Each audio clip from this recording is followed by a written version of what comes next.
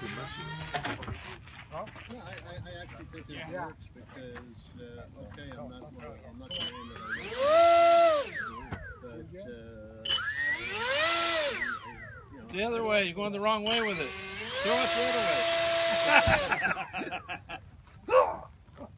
But I still have from what I've heard, I still have a pretty good stream, and I don't have problems with my sex life or anything. I would have to say it's probably working, but I've been doing it for about 7, 8, or 10 years now. You know, ever since I had the physical,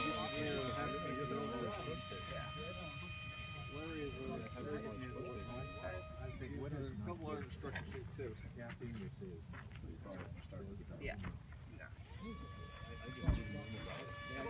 3 or 4 cups a day. I switched to half coffee or half basic.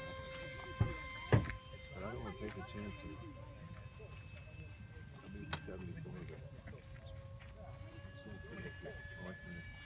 Married 50 years.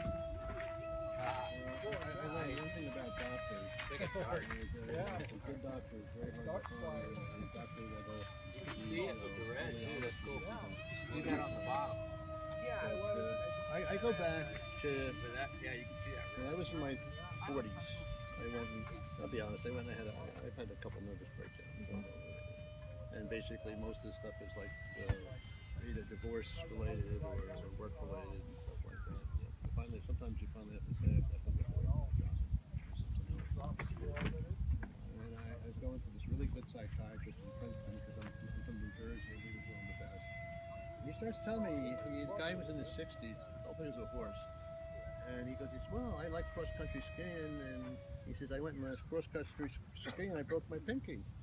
And I said, well, I'm not going to let the pinky upset. I took some tape. I went and I taped it to the finger next to it, used it as a split, and I kept, you know, doing this cross-country skiing. And what I'm getting at is what they really feel and what they tell you are 2 different things.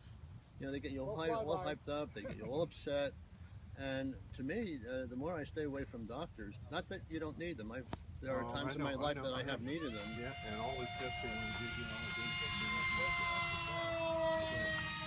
I mean, when I was in my early 40s, I had to have my thyroid taken out because I had a rapidly growing tumor. Well, there I had no choice, you know. And I went in for years. I went and I had stomach problems and stuff like that, and arthritic problems.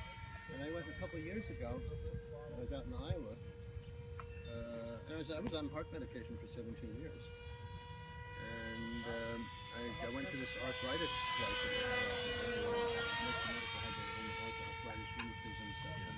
And I go there and I brought my wife along. They start doing the test, and my liver is all out of whack. And they do a test on it and find nothing wrong except that it's inflamed. To make a long story short, I went off statins, you know, a little Zocor. And the other thing that they did is they put me on, I guess the brand name is Pacwell, it's for arthritis. So basically, all the years I was going to the doctor, I had an autoimmune disorder that was never diagnosed. Since I've been on, I take the generic, the hydroxychloroquine, the arthritis has gotten better, my heart checkups have gotten good, I'm off heart medication. I can take it off of. No, well, one was getting off of Zocor, and the other thing was treating my autoimmune disorder. But what I'm getting at is for 30 years, I went and I had this condition and I had various ailments because of an autoimmune disorder.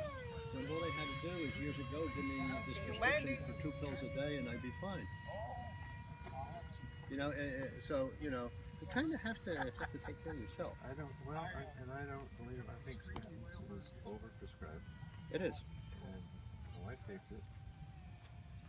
But, she has feels like she probably shouldn't take it.